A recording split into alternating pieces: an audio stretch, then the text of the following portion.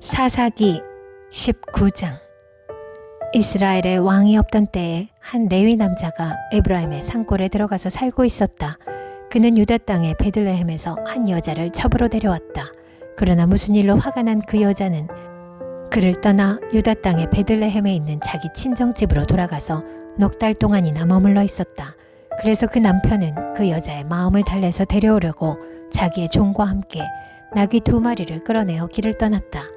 그 여자가 그를 자기 아버지의 집으로 데리고 들어가자 그 젊은 여자의 아버지가 그를 보고 기쁘게 맞이하였다. 그의 장인 곧 그 젊은 여자의 아버지가 그를 붙들므로 그는 사흘 동안 함께 지내며 먹고 마시면서 거기에 머물러 있었다.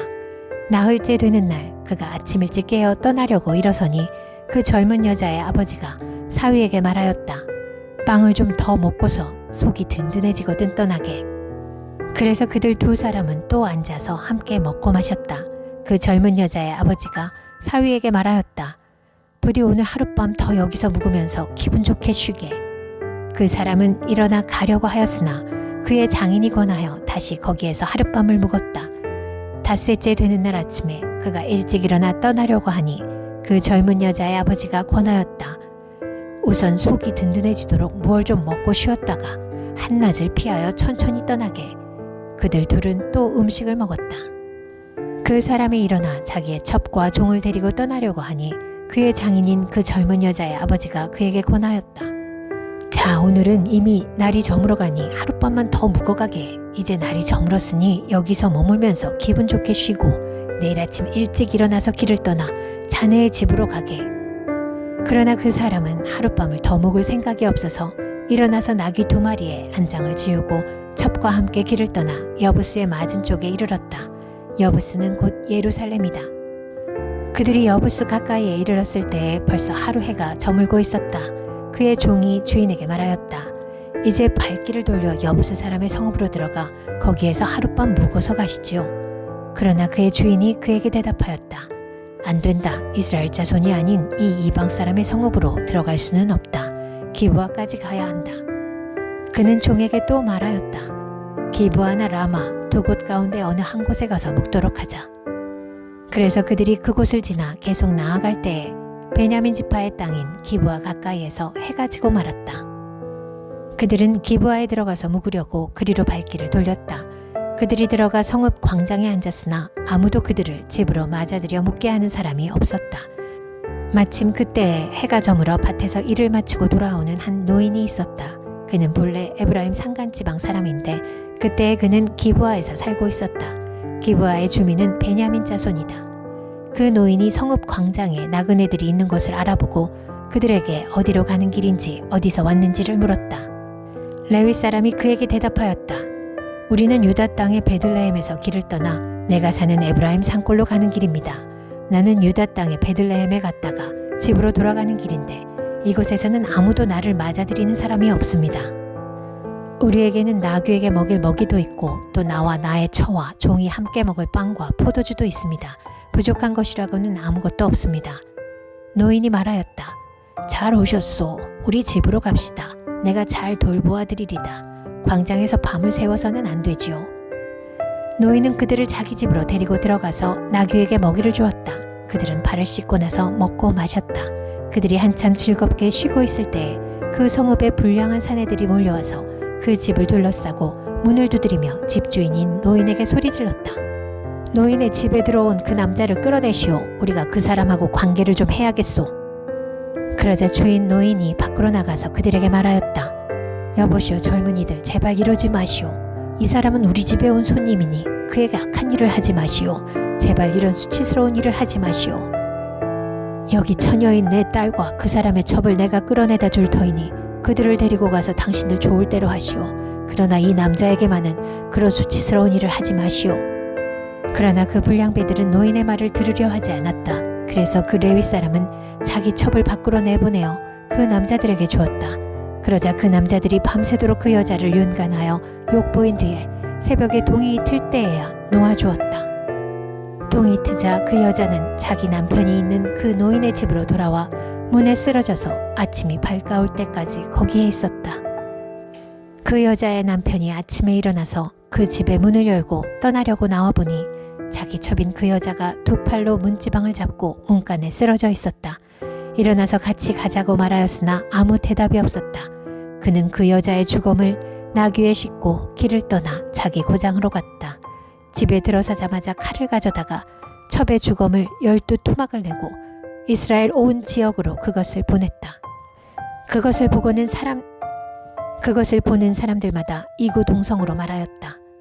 이스라엘 자손이 이집트에서 나온 날부터 오늘까지 이런 일은 일어난 적도 없고 또 본 일도 없다. 이 일을 깊이 생각하여 보고 의논한 다음에 의견을 말하기로 하자. 사사기 20장. 그리하여 북쪽의 단에서부터 남쪽의 브엘세바에 이르기까지 또 동쪽의 길르앗 땅에서도 모든 이스라엘 자손이 쏟아져 나와서 온 회중이 한꺼번에 미스바에서 주님 앞에 모였다. 이때 온 백성 곧 이스라엘 온 지파의 지도자들도 하나님의 백성의 총회에 참석하였다. 칼을 찬 보병도 40만 명이나 모였다. 베냐민 자손은 모든 이스라엘 자손이 미스바로 올라왔다는 소식을 들었다. 그때 이스라엘 자손이 그 레위 사람에게 물었다. 이런 수치스러운 일이 어떻게 일어났는지 말하여 보시오. 그러자 죽은 여자의 남편인 그 레위 사람이 대답하였다. 나는 첩을 데리고 베냐민 사람의 땅에 있는 기브아로 간 적이 있습니다. 하룻밤을 묵을 셈이었습니다. 그날 밤에 기브아 사람들이 몰려와서 나를 해치려고 내가 묵고 있던 집을 둘러쌌습니다. 그들은 나를 죽이려 하였으나 나 대신에 내 첩을 폭행하여 그가 죽었습니다. 내가 나의 첩의 죽음을 토막내어 이스라엘이 유산으로 받은 모든 지역으로 보낸 것은 그들이 이스라엘에서 이처럼 음란하고 수치스러운 일을 하였기 때문입니다. 여러분은 모두 이스라엘 자손이 아니십니까? 이제 여러분의 생각과 대책을 내놓으십시오. 그러자 모든 사람이 한꺼번에 일어나서 외쳤다. 우리 가운데서 한 사람도 자기 장막으로 가서는 안 된다. 아무도 집으로 돌아가서는 안 된다. 이제 기브아 사람에게 우리가 할 일은 이렇다. 제비를 뽑아 그들을 치자. 이스라엘의 모든 지파에서 100명마다 10명을, 1000명마다 100명을, 10,000명마다 1000명을 뽑아서 그들에게 군인들이 먹을 양식을 마련하게 하고 군인들은 베냐민 땅에 있는 기브아로 가서 기브아 사람이 이스라엘 안에서 저지른 이 모든 수치스러운 일을 벌하게 하자. 그리하여 모든 이스라엘 사람이 하나같이 뭉쳐서 그 성읍을 치려고 모였다. 이스라엘의 지파들이 베냐민 온 지파에게 사람을 보내어 이렇게 말을 전하였다. 당신들 가운데서 이런 악한 일이 일어나다니 어찌 된 일이오. 그러니 당신들은 이제 기브아에 있는 그 불량배들을 우리 손에 넘겨서 우리가 그들을 죽여 이스라엘에서 이런 악한 일을 없애게 하시오. 그러나 베냐민 자손은 그들의 친족인 이스라엘 자손의 말을 들으려 하지 않았다. 오히려 베냐민 자손은 이스라엘 자손과 싸우러 나가려고 모든 성읍에서 기브아로 모여들었다. 그날에 모여든 베냐민 자손은 기브아의 주민들 가운데서 뽑은 700명 외에도 각 성읍에서 나온 칼을 쓸 줄 아는 사람 26,000명이 합세하였다. 이 모든 사람 가운데서 뽑힌 700명 왼손잡이들은 무린매로 돌을 던져 머리카락도 빗나가지 않고 마치는 사람들이었다. 이스라엘 사람들에게는 베냐민 자손을 제외하고도 칼을 쓸 줄 아는 사람이 40만 명이나 있었는데 그들은 모두 잘 싸우는 용사였다. 이스라엘 자손이 일어나 베델로 올라가서 하나님께 여쭈었다. 우리 가운데 어느 지파가 먼저 올라가서 베냐민 자손과 싸워야 합니까? 주님께서 말씀하셨다. 유다 지파가 먼저 올라가거라. 다음 날 아침에 이스라엘 자손이 출동하여 기브아 맞은편에 진을 쳤다. 이스라엘 사람은 베냐민 자손과 싸우려고 나가서 기브아를 마주보고 전투태세를 갖추었다. 그러자 베냐민 자손이 기브아에 와서 그날에 이스라엘 사람 22,000명을 땅에 쓰러뜨렸다. 그래서 이스라엘 자손은 베델로 올라가서 주님 앞에서 날이 저물도록 목 놓아 울면서 여쭈었다. 우리가 다시 가서 우리의 동기 베냐민 자손과 싸워도 되겠습니까? 그때 주님께서 올라가서 싸워라 하고 말씀하셨다. 이스라엘 사람들은 스스로 용기를 내어 첫날 대열을 갖추었던 그곳으로 가서 다시 전투태세를 갖추었다. 그 이튿날에 이스라엘 자손이 베냐민 자손을 치려고 가까이 나아갔다. 베냐민 자손은 이튿날에도 그들을 대항하려고 기브아에서 나와서 이스라엘 자손 18,000명을 땅에 쓰러뜨렸는데 죽은 이들은 모두 칼을 쓸 줄 아는 사람들이었다. 그러자 온 이스라엘 자손은 베델로 올라가서 주님 앞에서 목 놓아 울었다. 그들은 거기에 앉아서 날이 저물도록 금식하고 주님께 화목제와 번제를 드리고 주님께 여쭈었다. 그때는 하나님의 언약궤가 베델에 있었고 아론의 손자이며 엘르아살의 아들인 비느하스가 제사장으로 있는 때였다. 우리가 또다시 올라가서 우리의 동기 베냐민 자손과 싸워도 되겠습니까? 아니면 그만두어야 하겠습니까? 주님께서 말씀하셨다.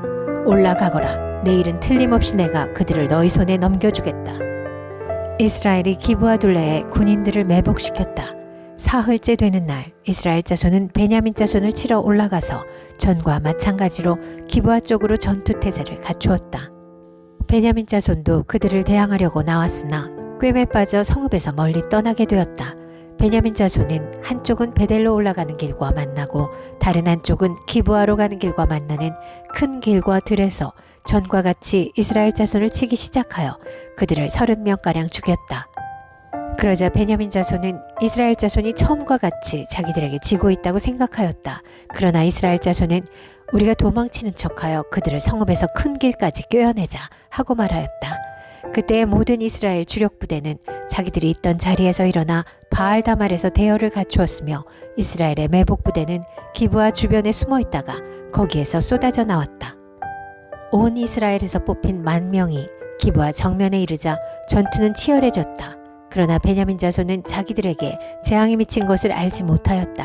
주님께서 이스라엘 앞에서 베냐민을 치셨으므로 그날 이스라엘 자손이 칼을 쓸 줄 아는 베냐민 사람 25,100명을 모두 쳐 죽였다. 그제서야 베냐민 자손은 자기들이 패한 것을 알았다. 이스라엘의 주력 부대가 자기들이 있던 자리를 베냐민에게 내주고 물러선 것은 기브아 둘레에 매복시켜둔 병력을 믿었기 때문이다. 매복한 군인들이 급히 나와 기브아로 돌격하여 사방으로 흩어져서 칼날로 기브아의 성읍 주민을 다 쳐 죽였다. 이스라엘 주력 부대와 매복 부대 사이에서는 성읍에서 큰 연기가 구름 기둥처럼 치솟는 것으로 신호를 삼자는 약속이 이미 되어 있었다. 이스라엘 사람들이 싸우다가 물러서자 베냐민 사람들은 이스라엘 사람들 30명가량을 쳐 죽이면서 이스라엘 사람들이 지난번 싸움에서처럼 자기들에게 꼼짝없이 진다고 생각하였다.